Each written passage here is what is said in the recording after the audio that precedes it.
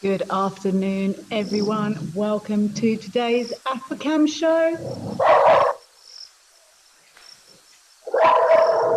Give me 1 minute.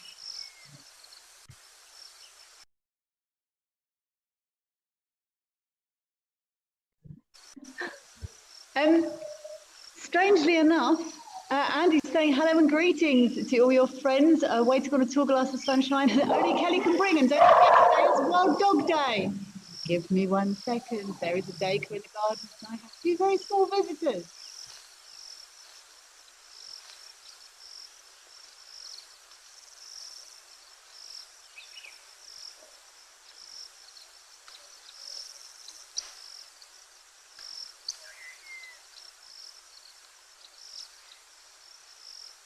Okay, I am back.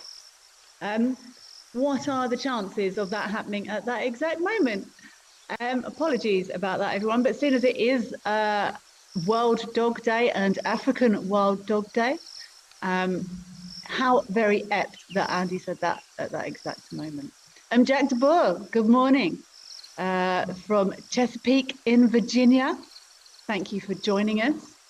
Zygote, hello, namaste to you too. Zygote, thank you for being here. You are all very, very welcome. It's August the 26th. It's 4 o'clock here in sunny South Africa, and it is indeed World Wild Dog Day and Dog Day. Casper's third ghost, hello. I'm glad you are all ready for the show with coffee.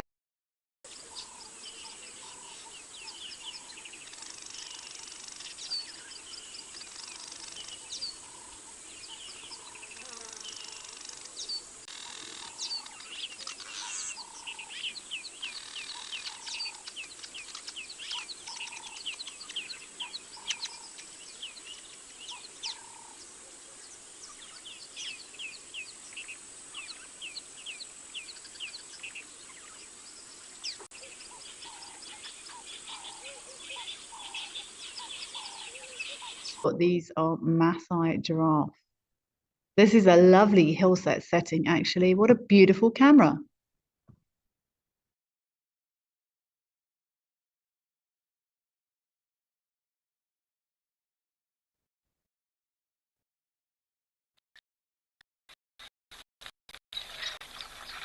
Was a beautiful camera.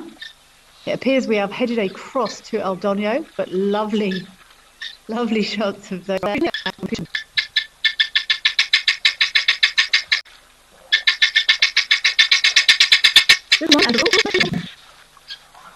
Guinea fowl also got a fright then by the sound of it.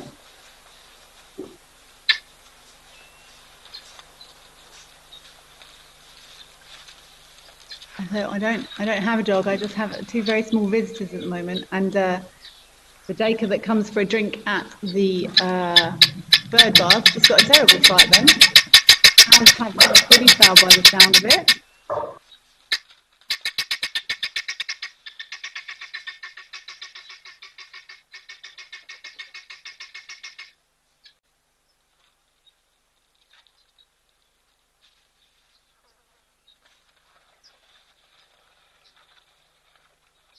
Jean Gale, good morning from the foothills of North Seattle. You also got coffee and cinnamon bread. Oh, lovely.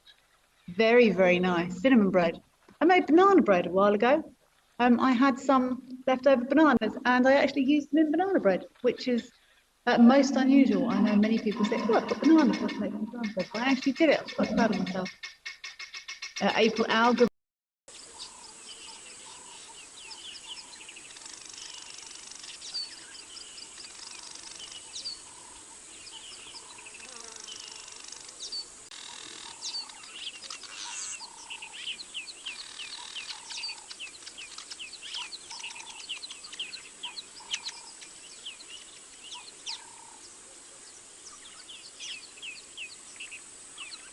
The same as we would be left or right-handed. Sometimes they're ambidextrous.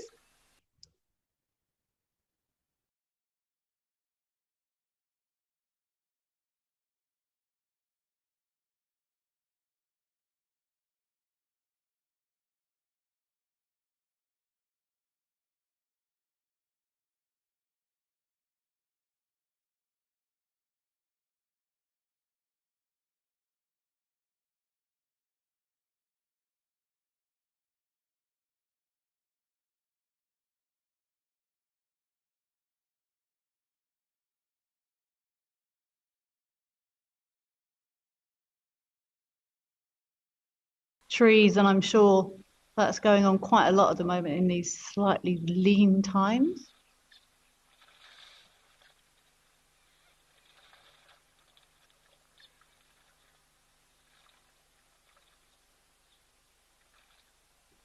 Oh, we've got another giraffe going to come in and have a drink. And look at all these guinea fowl making the most of the space.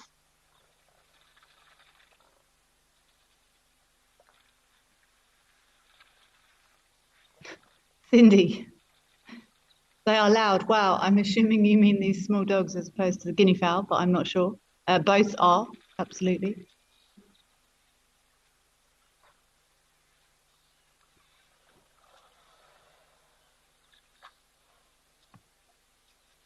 Now let's watch this exchange here.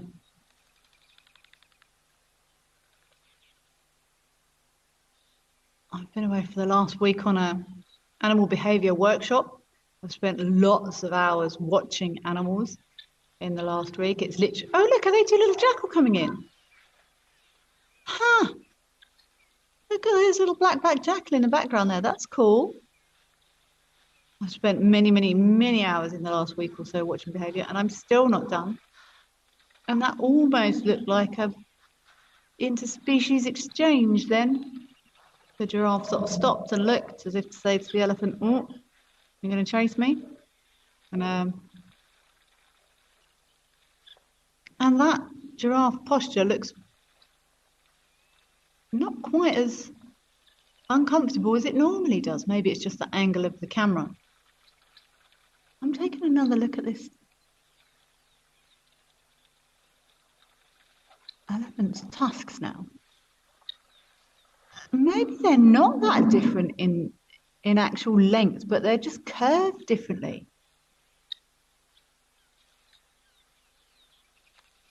That giraffe doesn't look like he's struggling at all to drink.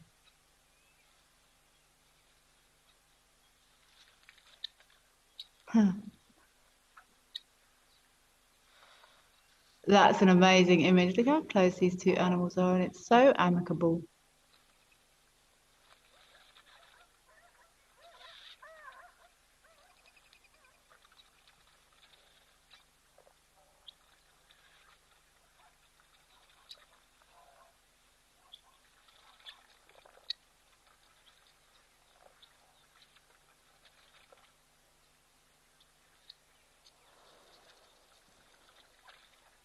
These doves are coming in as well.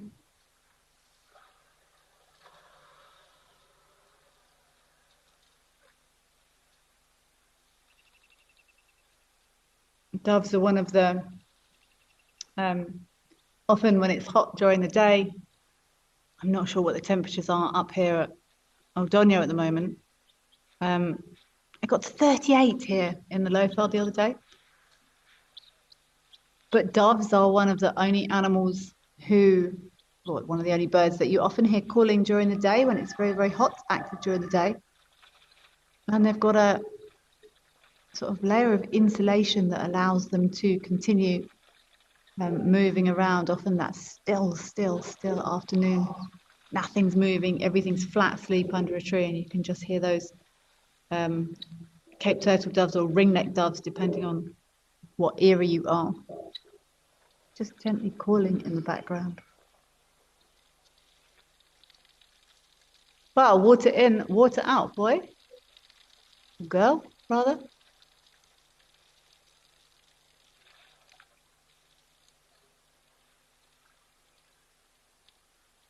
I'm watching all these animals drinking. I actually just did some checking.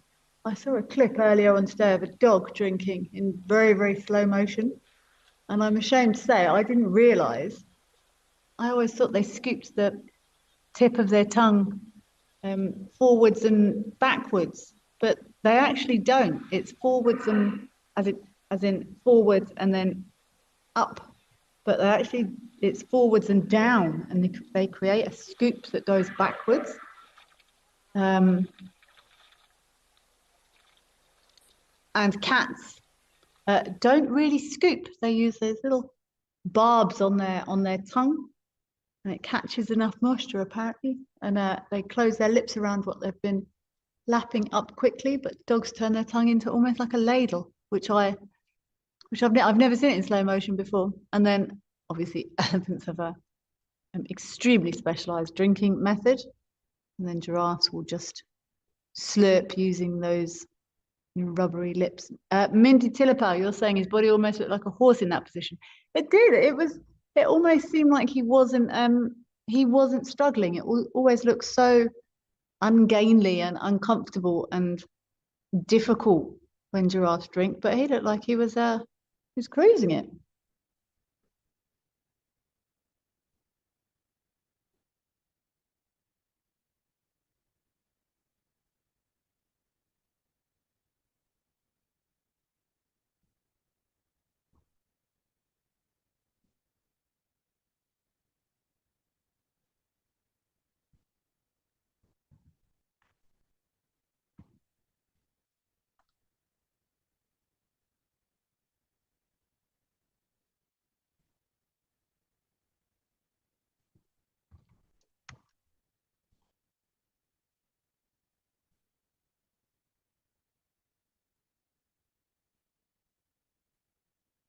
Ah, look, there's those jackal. Oh, I've never seen them before. Wow, look how twitchy they are. Happy, maybe it should just be International Canine Day. I don't think I've ever seen jackal on this camera before. I'm sure they've been present.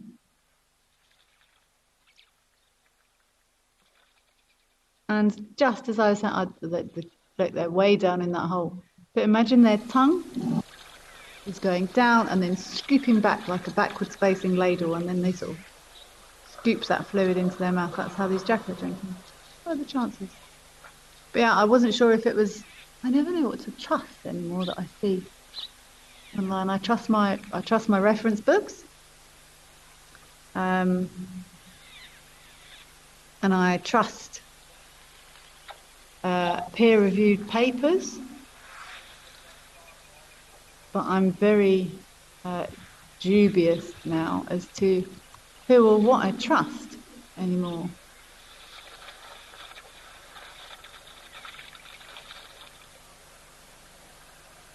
These jackal, while they are indeed predators, they're way down the predator chain.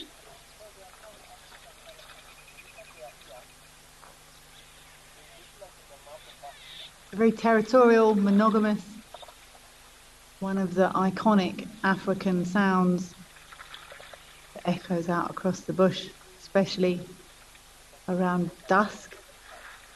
I'm not going to do a jackal impression because it will make these dogs bark, I would imagine. And no one needs that in that one.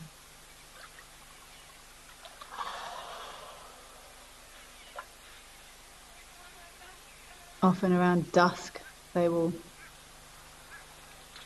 be quite active. And we're coming into the spring soon. We've started to see, oh, that was a surprise. I wasn't expecting that. And look at these. That's amazing. A lovely close-up of that elephant, those toenails there. So imagine elephants don't walk on there to put your hand out, not the palm of your hand like dogs or primates, but if you put all your fingertips, rest your fingertips on a flat surface, that's how elephants walk. And that's why we see those nails where we do.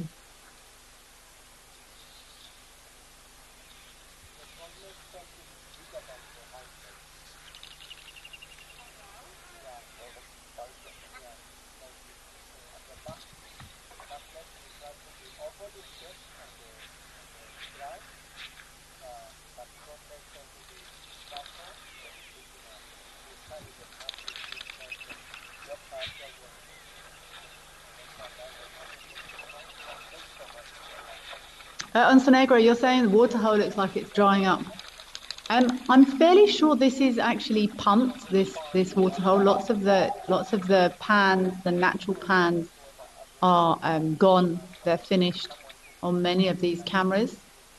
And I was going to say, and in real life, but this is real life. Very, very few natural pans. Well, some will be left depending on how deep they were. But I was actually in the Kruger last Thursday. I had to go a couple of hours south, and then rather than driving a couple of hours back north again, I did a big loop and spent 11 hours driving through the Kruger, and it's very dry. Lots of the pans have dried up, and that's why a lot of these cameras are very busy at the moment, because these pumped pans are some of the only water sources that are still remaining, so animals flock there. But there's just this boy here. I would love to know how far these elephants go away from the water, because I'm sure they go off to feed, but they come back quite regularly. And I know lots of bull elephants do cover huge distances. I would love. I suppose they have to go as far as they have to go to get what they need to eat, I guess. Jackal, the jackals are here often. They often come at dawn and dusk. I've never seen them on this camera. What a treat, hey?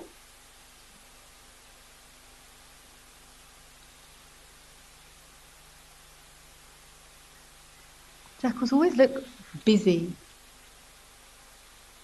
always look like they're on a mission, very important things to do. But I guess when they're resting during the day under a bush or something, we don't really normally see them. But I suppose they have to be. Predators will take out other predators. They are food competition, and they need to keep their wits about them to stay alive, I guess. I've seen some very cheeky jackal. They will sneak in at the back of a carcass and almost sneak bits from under the nose of lions, but they have to be very quick about it.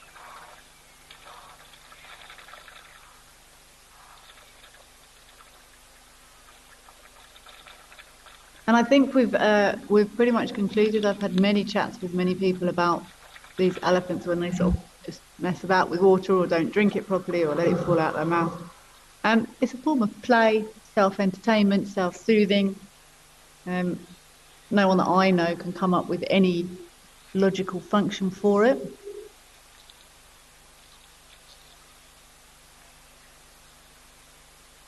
Mindy Tillipau, you've been lucky to see touch the bottom of an elephant's foot, hard around the outer.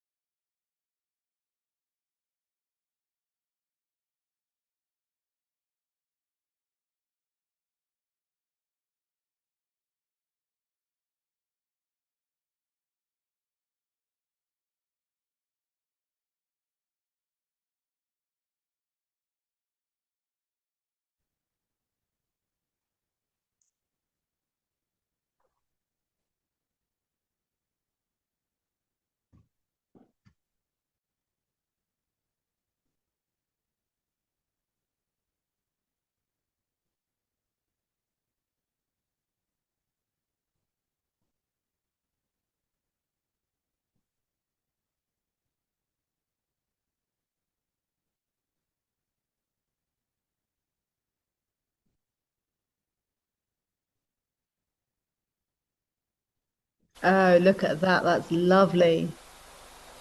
Lovely big eland. I'm sorry if we disappeared then for a bit. Tech tech issues is the bane. Tech issues are the bane of our life. So apologies for that. But what a joy to be back with this. It's like a rotation. It would almost be more exciting if we switched it off and on, and saw how the landscape had changed in the meantime. But look at all these passengers on this eland. I've got homework for this evening to try and find out what these markings on the back of their legs are. I've only really noticed them recently. I've never worked on a regular basis with Eland. I've spent time with them a couple of times, but often if I spend enough time looking at an animal, I start noticing things again. What is that? And what's that for?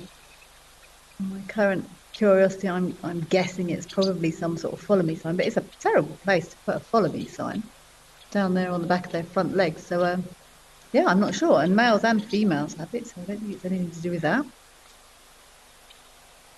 But yeah, investigations are ongoing. Look at all these doves trying to get a looking.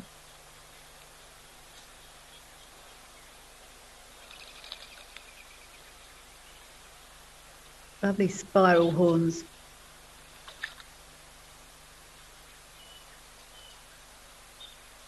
That's superb starling. I know we do sometimes see those beautifully coloured starlings up here. But those jackal were a nice treat. What a pleasure. Turned up for, maybe we should call it World Canine Day. Lump those jackals in there as well.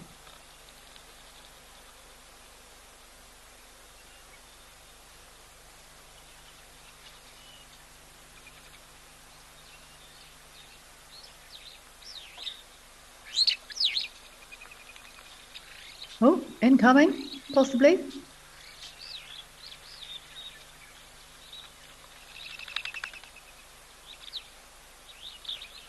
So many of these antelope do have formidable looking horns.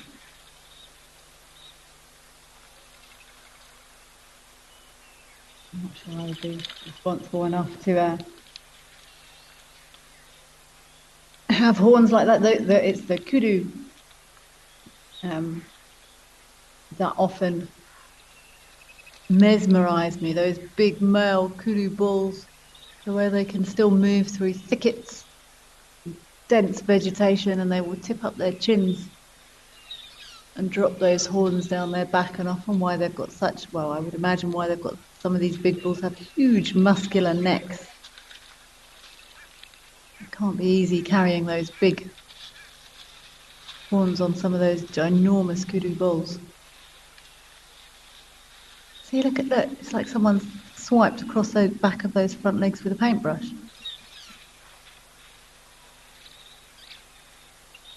I think this eland is on their way. Let's pop over to Tao, check out these crocs.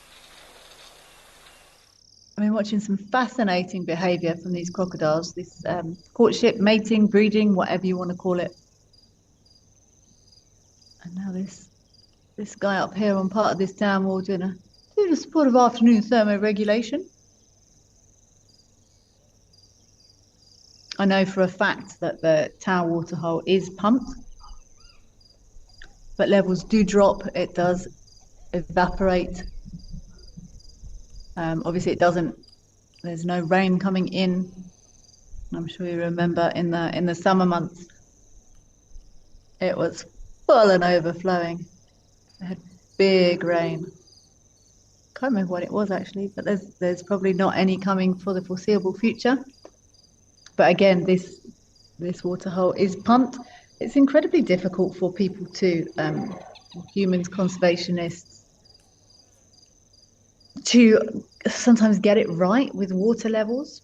I know there has been mistakes made in the past, not necessarily at Tao, but just with water supply in general. Because as we know, humans, we have put fences around things, and we can't really put fences around things and keep animals in, or people out, however you want to look at it, without giving a water supply.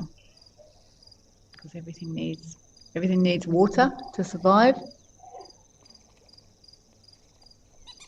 And sometimes maybe there's too much water or there's too little water, and it's often, science is improving, science is getting far more educated and far more accurate. But the speed at which research and conservation information is gathering pace is incredible.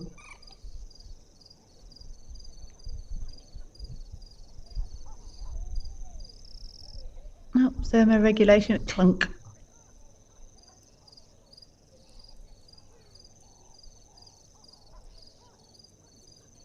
And look, that's just decreasing that surface area. As far as I'm aware, they will often tuck their, oh no, getting ready to move somewhere. Or not. Oh, look at those beady eyes. And this crocodile's looking healthy. Look at the girth there.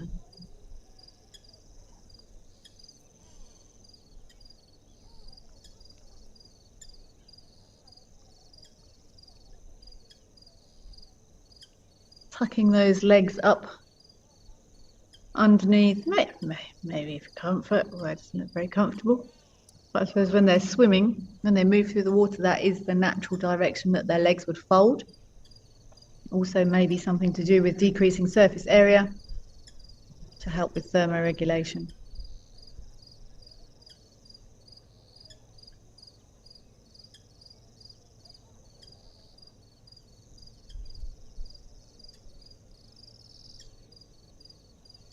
And this, dear people, is why crocodiles don't have to eat super regularly, because they spend quite a lot of time doing this.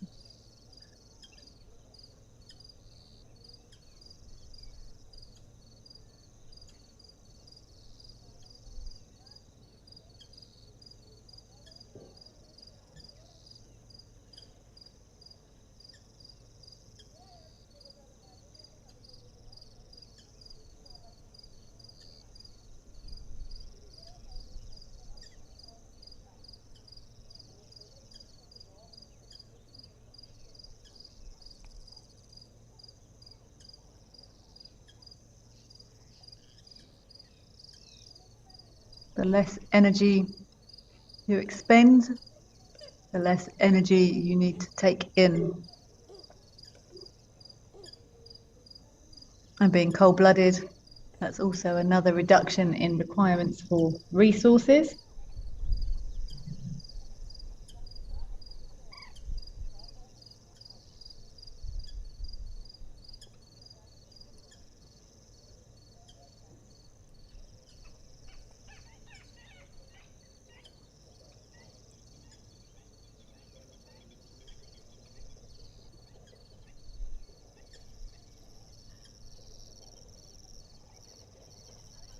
And see, that mud is getting, you're seeing more and more mud there. I do know some of the roads around town are like a black cotton soil, which makes it very, very sticky and very difficult to drive, even with just a sprinkling of rain.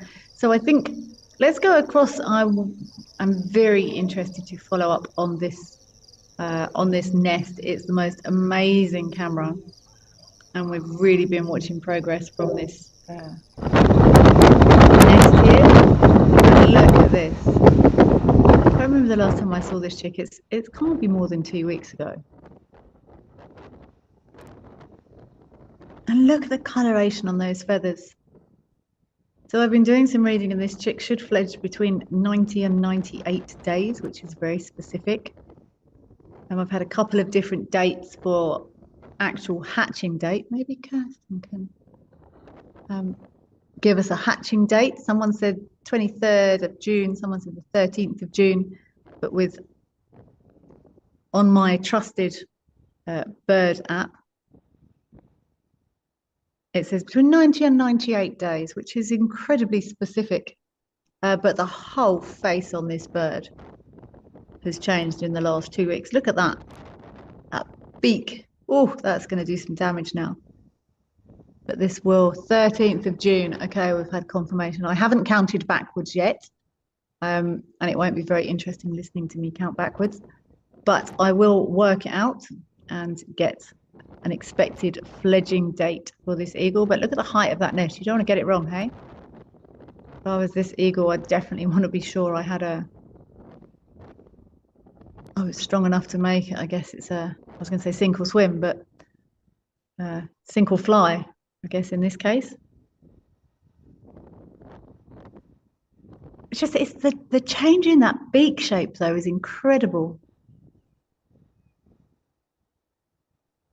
And these feathers will be jet black,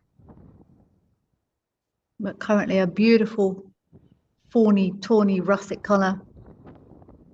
Maybe as a additional camouflage on this nest. Like I would struggle. Well, I wouldn't now, but normally I would struggle to identify this as a juvenile Burrows or black eagle.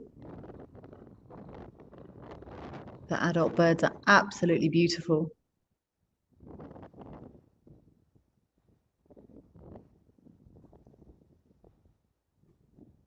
And it is windy at the moment. This is not too far from me. August is the windy month in my area. I was going to say this little guy needs to hang on, but he's not so little anymore. He or she, I've got no idea if this is male or female. would normally, the females would be a bit bigger and maybe sometimes fledge a little bit later than the males. But unless you see them standing next to each other, I find it quite difficult to interpret size of many of the animals on many of these cameras. Some of the brown eagles, some will say, oh, this is slightly bigger than this, but unless they're next to each other, it's very difficult to tell. Let's see if we can work these dates backwards.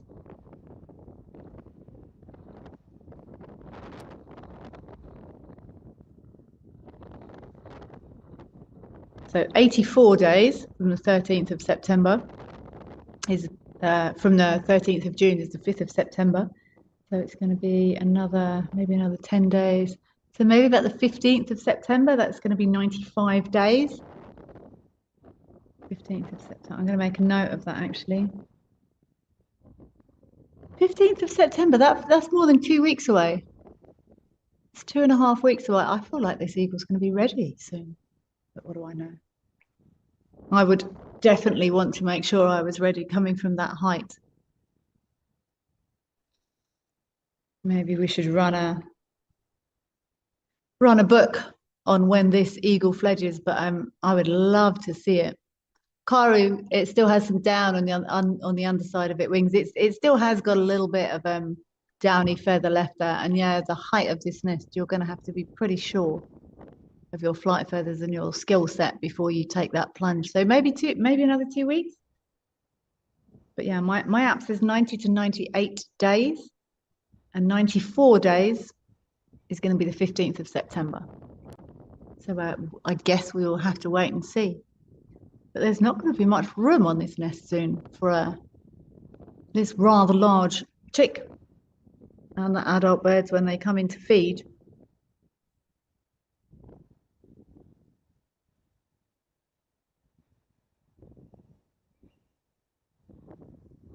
they must be working hard now to keep this chickie fed. It must be going through some serious dussies to keep growing at this rapid rate.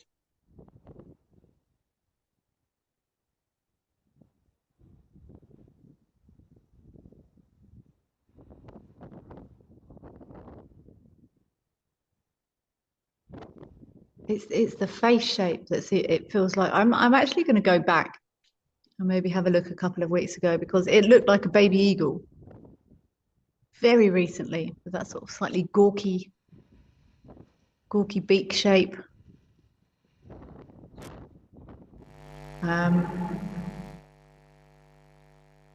This is an excellent view of this hippo. Is this hippo having a drink?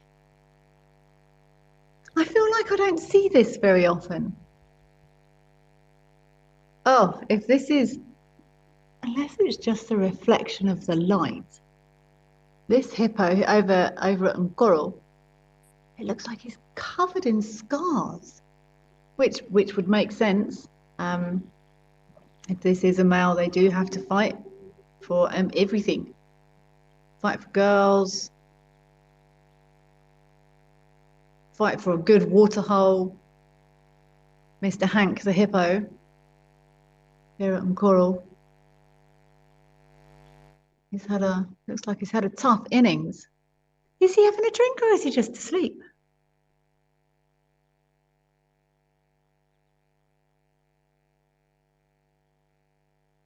I can't see any movement there.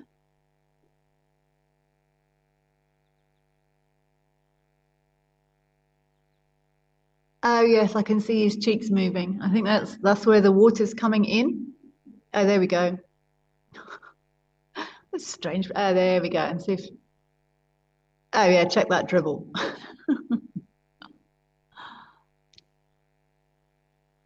Yeah, hippos do struggle in the drier season. There's often tussles over water, but what I've noticed is towards the end of the dry season, everyone's just like, okay, let's just be here. And then as soon as the rains come, everyone sort of disperses and resettles and readjusts. But Hank is keeping a good claim over this prime spot here. I think it was Hank I saw not long ago with two very friendly Egyptian geese. I learned for the first time that Egyptian geese are actually known for hanging around with hippos, trying to scuffle some food over what the hippos might be kicking up off the bottom of the dam or the pan that they're in.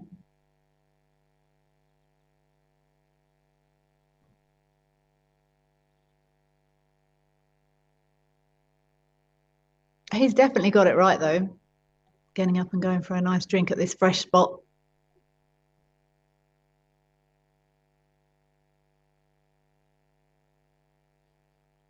The later in the season we get, the more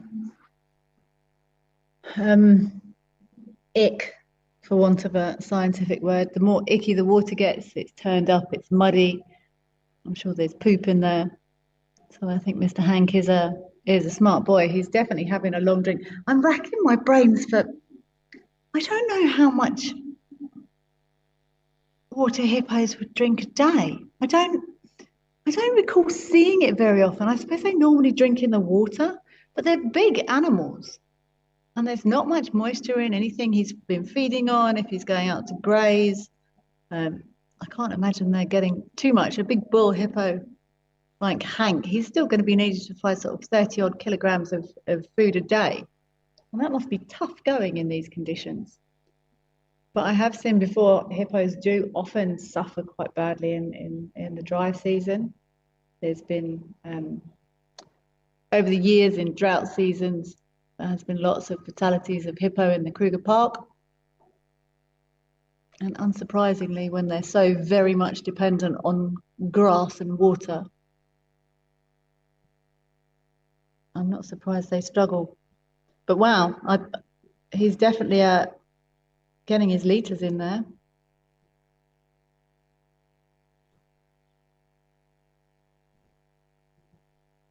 Ontenegro, you're saying that is a long drink, Hank. It is indeed a long drink. Is he done?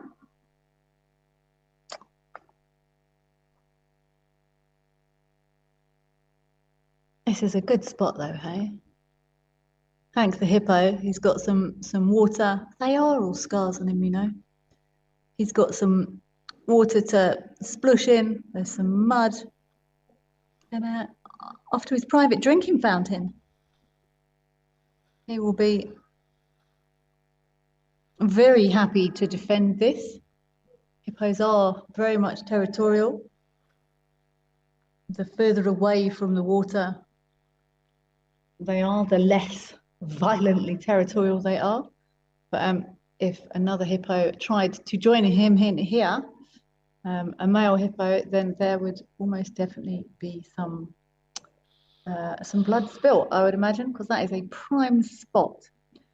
But on that note, Mr. Thirsty Hank has gone, he seems quite chuffed with himself after that nice long drink. He has gone back to his pan. And we are also going to go back to from whence we came. So thank you all so much for joining us this afternoon. Sorry for that little tech hiccup. Keep watching those cameras. And let's start working out when this now rather large eagle chick is going to fledge. But thank you so much for being here. Take care. And I'll see you again soon. Bye-bye.